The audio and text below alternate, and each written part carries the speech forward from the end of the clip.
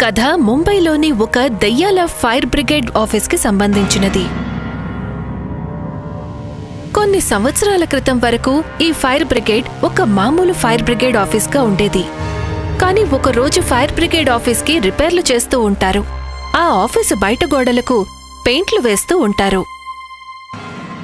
అప్పుడు ఒక painter balance తప్పుతుంది. అతను పైనుండి కింద పడిపోతాడు. అక్కడ మిగతా పనివాళ్లు వెంటనే అతన్ని హాస్పిటల్కి తీసుకువెళ్తారు. కాని అప్పటికే ఆ పెయింటర్ చనిపోతాడు. చాలా రోజులు గడిచిపోతాయి. ఫైర్ బ్రిగేడ్ బిల్డింగ్ రిపేరింగ్ పనులు పూర్తి అయిపోతాయి. అందరు ఉద్యోగులు ఎప్పటిలాగానే తమ తమ డ్యూటీల్లోకి వస్తారు.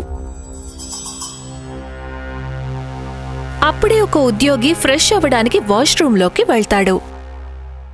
అతను ట్యాప్ తిప్పగానే ట్యాప్లో నుండి నీళ్లకు బదులు రక్తం వస్తుంది. అది చూసిన ఆ ఉద్యోగి చాలా భయపడిపోతాడు. అదే భయంతో అరుస్తూ బయటికి పరుగులు తీస్తాడు. రక్తం రక్తం ట్యాప్లోంచి రక్తం వస్తుంది. మిగతా ఉద్యోగులందరూ కలిసి వాష్రూంలోకి వెళ్లి చూసేసరికి ట్యాప్లో నుండి రక్తం రావడం ఆగిపోతుంది. మిగతా ఉద్యోగులందరూ అతను భ్రమపడ్డాడని అనుకుని అతను చెప్పిన విషయాన్ని పెద్దగా పట్టించుకోరు. ఆ రోజు ఒక ఉద్యోగి నైట్ డ్యూటీలో ఉండగా హఠాత్తుగా గదిలోని లైట్లు వెలుగుతూ ఆరిపోతూ ఉంటాయి. అప్పుడక్కడికి బట్టలన్నీ రంగులతో నిండి ఉన్న ఒక భయంకరమైన వ్యక్తి వచ్చి నిలబడతాడు.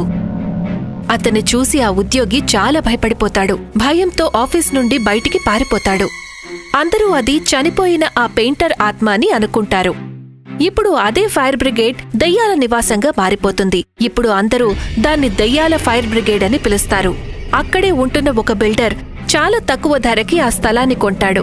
ఫైర్ బ్రిగేడ్ అధికారులు అదే మంచి అవకాశమని భావించి ఆ బిల్డర్కి అమ్మేసి ఫైర్ బ్రిగేడ్ ఆఫీస్ని కొత్త చోటికి మార్చాలనుకుంటారు. కాని ఆ అధికారుల్లో రాకేష్ అనే పేరున్న ఒక అధికారి ఆ బిల్డర్ ఒక శ్మశానాన్ని ఎందుకు కొంటున్నాడు అని ఆలోచిస్తాడు. రాకేష్ దెయ్యాలని భూతాలని నమ్మేవాడు కాదు. తను ఆ బిల్డింగ్ లోపలికి వెళ్లి ఏం జరుగుతోందో తెలుసుకోవాలి అనుకుంటాడు. రాకేష్ వెళ్లి తన నిర్ణయాన్ని పై అధికారులకు తెలియజేస్తాడు. సార్, ఒకసారి నేను మన పాత బిల్డింగ్లోకి వెళ్ళి ఎంక్వైరీ చేయాలనుకుంటున్నాను. ఎంక్వైరీ? ఏం ఎంక్వైరీ చేస్తావు? సార్, నేను దెయ్యాల్ని భూతాల్ని అంతగా నమ్మను. నాకు పూర్తిగా నమ్మకం ఉంది ఆ బిల్డింగ్లో కూడా ఎలాంటి దెయ్యాలు భూతాలు లేవని. రాకేష్, మన వాళ్ళందరూ అక్కడ చనిపోయిన ఆ పెయింటర్ ఆత్మను చూశారు కదా, వాళ్ళందరూ అబద్ధం చెప్తున్నారంటావా? సార్, ఏ విషయమైనా నా కళ్ళతో చూసేంత వరకు నేను ఆ విషయాన్ని ఎప్పటికీ నమ్మలేను. అలాగే వెళ్ళు. కానీ ఇదంతా నీ ఇష్ట ప్రకారమే చేస్తున్నావు. ఈ విషయం నువ్వు నాకు పేపర్ మీద రాసివ్వాలి. రాకేష్ అలాగే ఒక నోటు రాసి తన పై అధికారులకు ఇస్తాడు.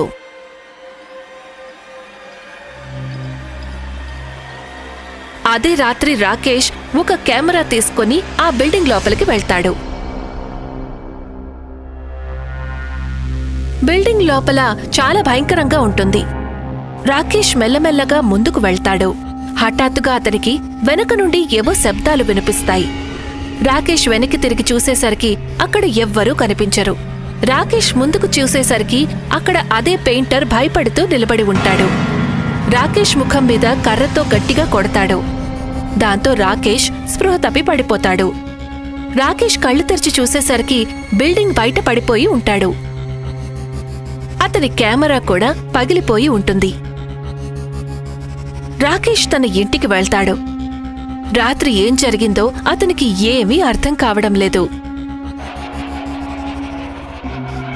రాకేష్ పగిలిపోయిన తన కెమెరాని కష్టపడి అతికించి వీడియోని ప్లే చేసి చూస్తాడు. ఆ రికార్డింగ్ చూసి అతను ఎంతో ఆశ్చర్యపోతాడు. ఆ రికార్డింగ్ తీసుకువెళ్లి రాకేష్ తన పై అధికారికి చూపిస్తాడు. ఆ అధికారి కూడా ఆ రికార్డింగ్ చూసి చాలా ఆశ్చర్యపోతాడు. ఇద్దరూ కలిసి బిల్డింగ్ లోపలికి వెళ్తారు. అప్పుడు అక్కడి లైట్స్ వస్తూ పోతూ ఉంటాయి. హఠాత్తుగా అదే పెయింటర్ వచ్చి ఇద్దరి ఎదురుగా నిలబడతాడు. ఈసారి ఇద్దరూ కలిసి భయపడకుండా అతని దగ్గరికి వెళ్లి గట్టిగా పట్టుకుంటారు. అతను దెయ్యం భూతం కానే కాదు, దెయ్యంలాగా తయారయ్యి అతను అందరినీ భయపెడుతూ ఉంటాడు. తరువాతి రోజు పోలీసులు ఎంక్వైరీ చేసినప్పుడు అదంతా ఆ బిల్డర్ చేయించాడని చెప్తాడు.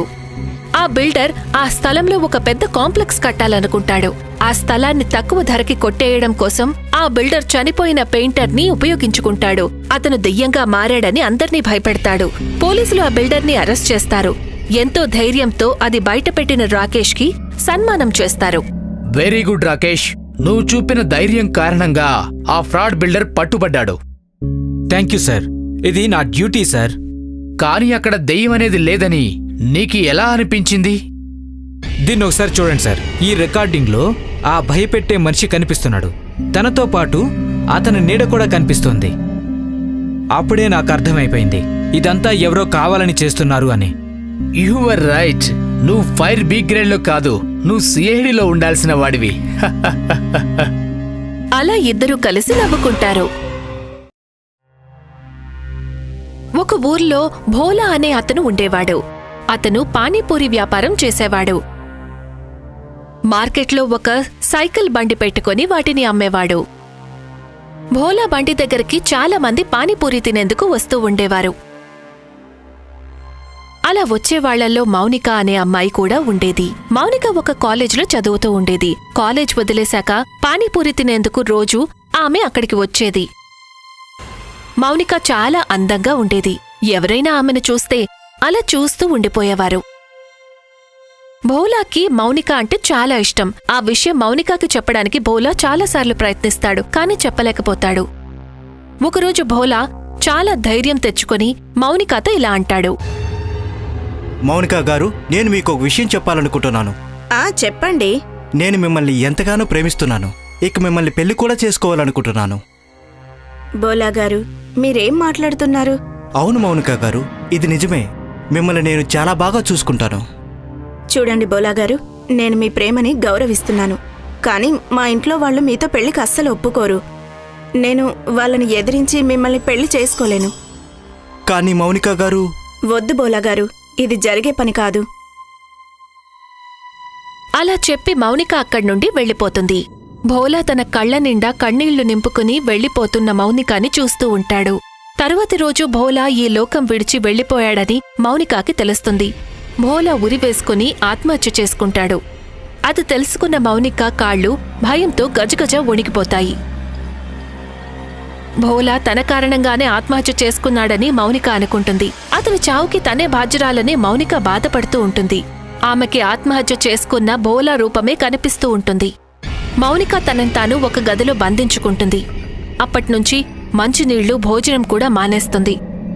భోలా చనిపోయిన 2 రోజుల తరువాత నిద్రలేచిన మౌనిక తన దుస్తుల మీద రక్తపు మరకలు ఉండటం చూస్తుంది.